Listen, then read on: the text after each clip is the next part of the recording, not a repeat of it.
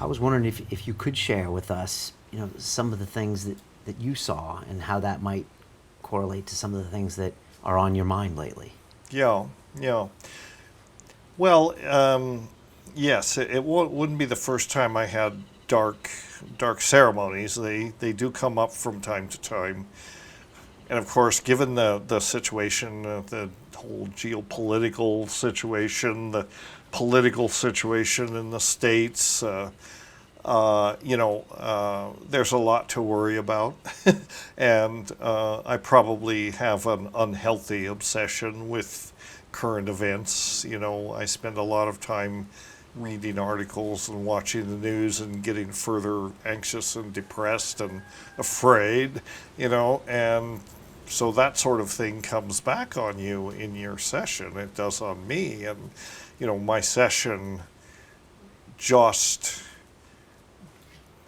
brought home in a kind of a condensed way what I've been worried about and thinking about for a long time, which is that, by all appearances, I think that the scenario in my session was a dystopian fantasy, really, about how, yes, Trump really is a Manchurian candidate. He's being controlled by Putin, and probably has been groomed to fill that role for a long time.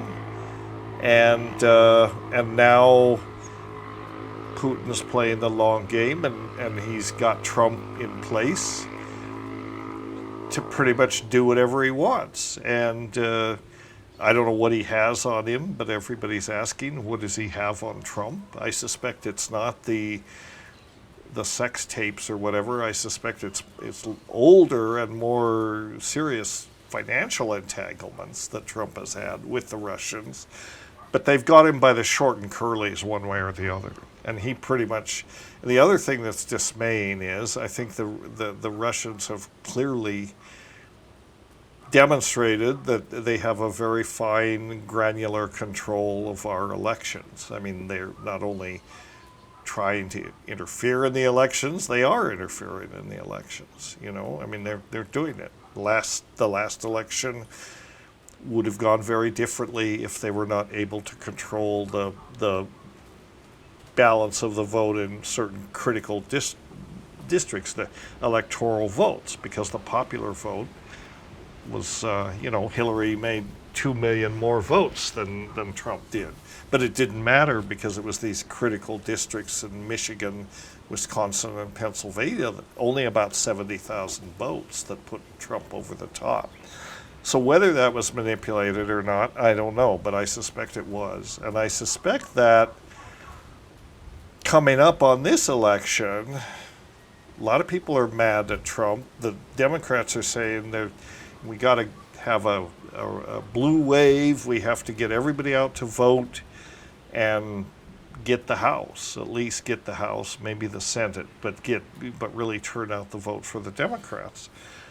And that would be great. I hope that happens. But I also suspect that the fix is already in.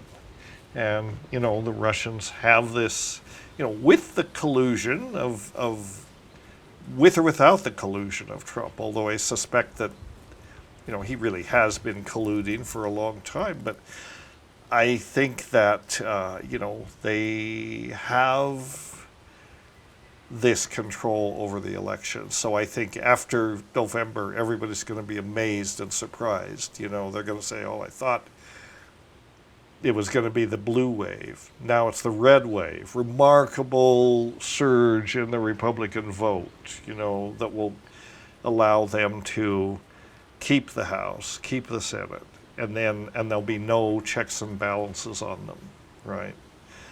So in the 2 years that follow the election, I think a number of things are going to happen. I think that,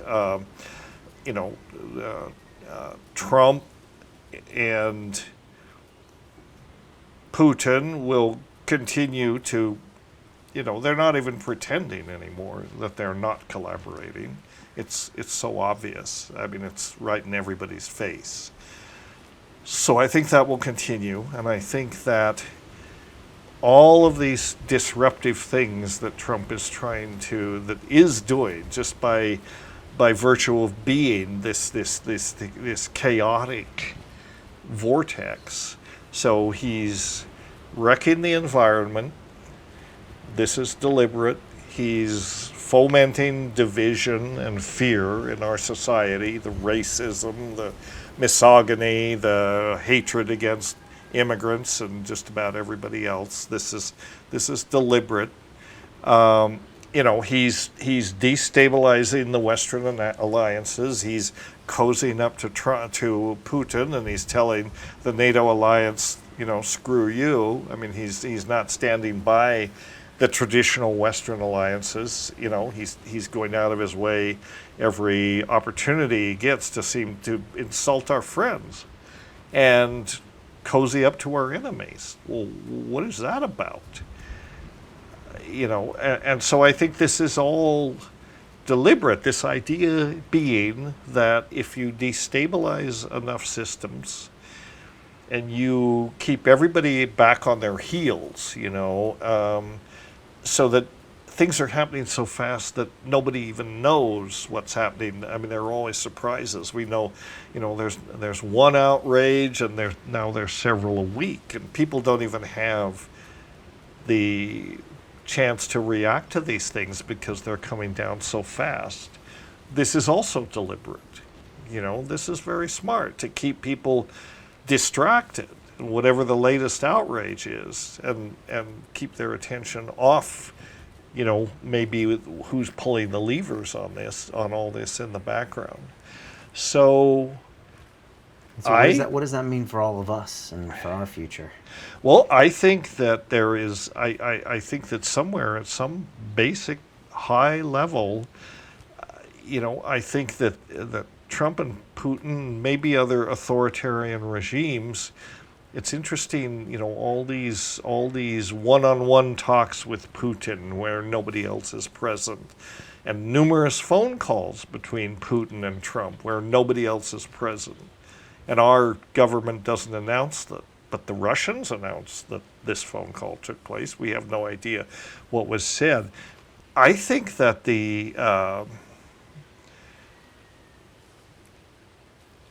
I think that they want to implement an authoritarian takeover, really, of the entire world. And the way they're going to do that is they're going to get people very afraid. They're already afraid. When people are afraid, they will put up with a lot, and they will toe the line. They'll fall into line. They'll stop asking questions when they're really afraid. And that's what they want to do. They want to induce a widespread fear over the entire world. So then what I would expect, and this may just be a fantasy, I don't know, but what I would expect is that assuming the Republicans solidify their position in November, there is no change in composition of the House. In the next couple of years, I would expect one or more kind of false flag incidents to take place. Not clear what it might be. It could be, here the imagination can run wild. Somebody suggested that, one thing I heard suggested, obviously no way to check the credibility, but someone suggested that they'll simulate an alien invasion, starting with blowing up the International Space Station. And they'll say, this is an alien invasion. People of Earth must come together to fight this extraterrestrial threat. And we have to suspend human rights. We have to implement global martial law, essentially. Numerous things could bring that about. Maybe the blowing up the space station alien invasion is a far-fetched scenario. Not so far-fetched to think about. It's easy to smuggle low-yield nuclear weapons into major capitals of the world and set them off more or less simultaneously. And this will all be blamed on terrorism. But once that happens, it'll create global chaos in the major, northern hemisphere democracies. So again, a reason to suspend human rights, shut down the media, implement martial law, all of those things. Also, shut down the internet, at least to the point where, highly constrain it, restrict access to the internet. So you've removed sources of information, you've removed the internet, which is, still exists, but people will have much less access to it. And you've scared the shit out of everybody. And so then when you say, well, we have to, so then why the thing do this? is, What is in their interest to do this?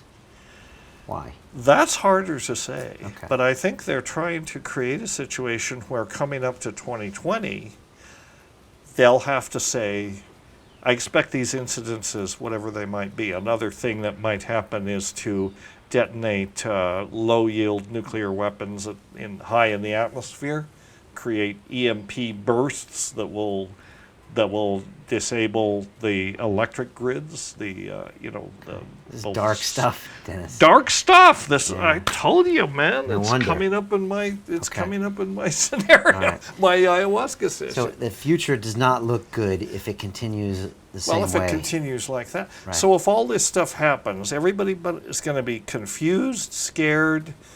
Their economies will be wrecked. That's also part of this scenario, is to, make sure that everybody's under economic duress.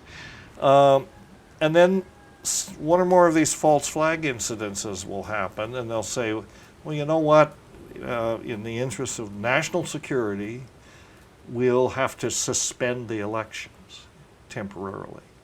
There's not going to be an election in 2020. It's for everybody's good that we just suspend the elections till we get back into a stable place. Well, that's not going to happen. Isn't this similar to how Hitler implemented his thing? I mean, it's almost exactly the same playbook. Hitler was democratically elected, and all these things happened, and the next thing you know, so That's the kind of darkness that we should be concerned about.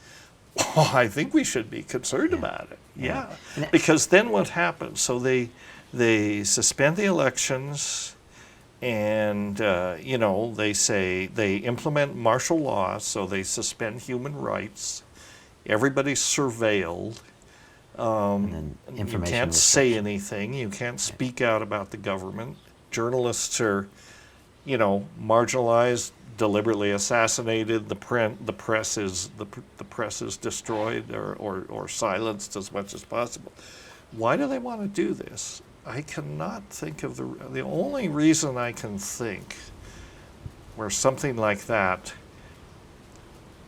would, those kinds of developments, why would they want to do it? I think there's a couple of possibilities. Either they are just really totally evil and they want to seize all the wealth, all the power, and consolidate it in this 1%, which it already is pretty much, but they want to just control everything, and essentially everyone else is a slave, and without any actual human rights or freedoms.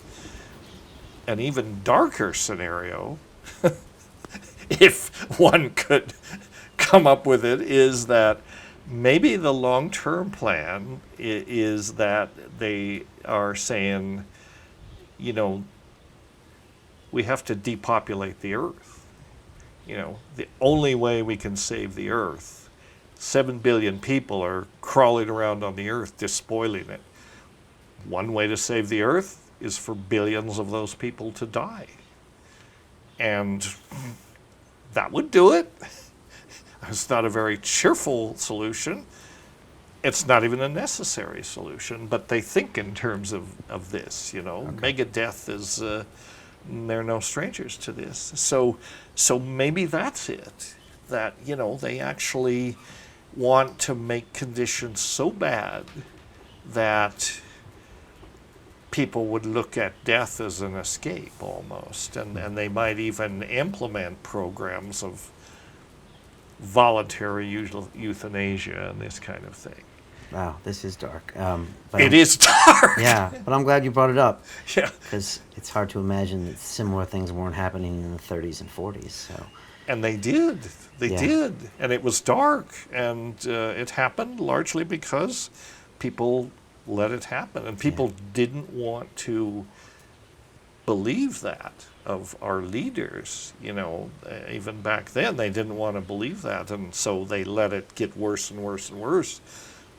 And finally, by the time they began to acknowledge what was going on, it was too late. I had an Auschwitz survivor on my show about 2 weeks ago. She was 89 years old. And on her 15th birthday, she was snatched from her hideout in Amsterdam and put on a train with her family to Auschwitz. And she spent a year there. And it's just, she described all of these events of, you know, the fear, the slight marginalization, which goes to more of a marginalization, and it just people try to accept it, and then it turns into the situation that no one can comprehend. And this is where we're at now. I truly am afraid that, you know, I am afraid in some sense, but then the other message that comes through ayahuasca, yes, it's a very dark scene, and rarely does it get that dark for me in ayahuasca, but it's a dark scene. But the other message is that remember that this fear paralyzes, you know, and you can't really not be afraid, but you can, I mean, that was the message of the next ayahuasca session when I went back and tried to confront this. And the message of that was, yeah, everything's terrible, and you know, things are going to hell in a handbasket, but fear accomplishes nothing, and you have to be willing to stand up, you know, and own your truth, and own your message.